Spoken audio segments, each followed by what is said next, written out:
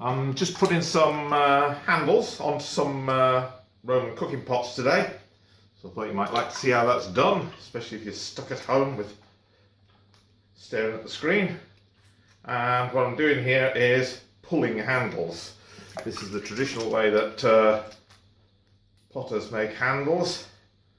No sniggering. So I'm pulling a handle, and that's drawing that out. Nice strap of clay. This is going to make the handle for the pot, or two handles for the pot in this case. Just going to cut those off.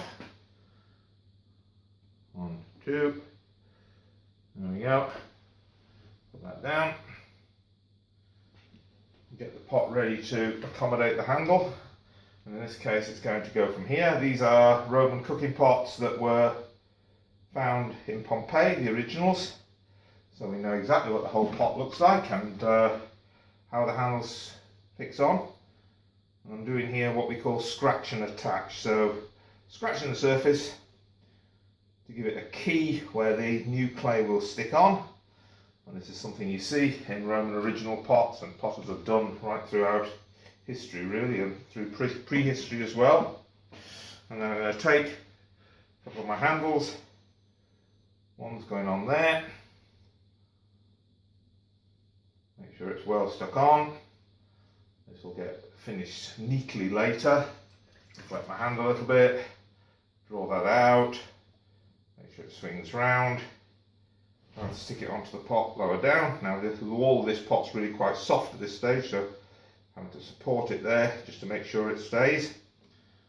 Trim off a bit of excess there, just going to take that away, and then fill that in.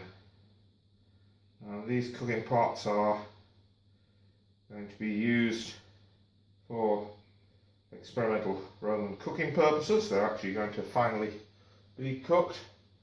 A lady by the name of Farah Monaco,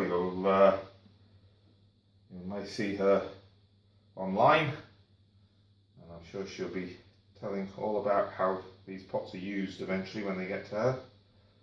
There we go, one on there, straight across the other side of the pot, make sure I'm in line.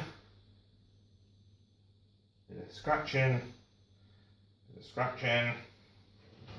of water. There we go. Scratch it again. And put the next handle on. There we go, underneath there. Make sure it sticks nicely.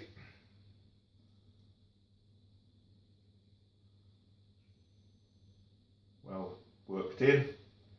Don't want these handles coming off when they're being used.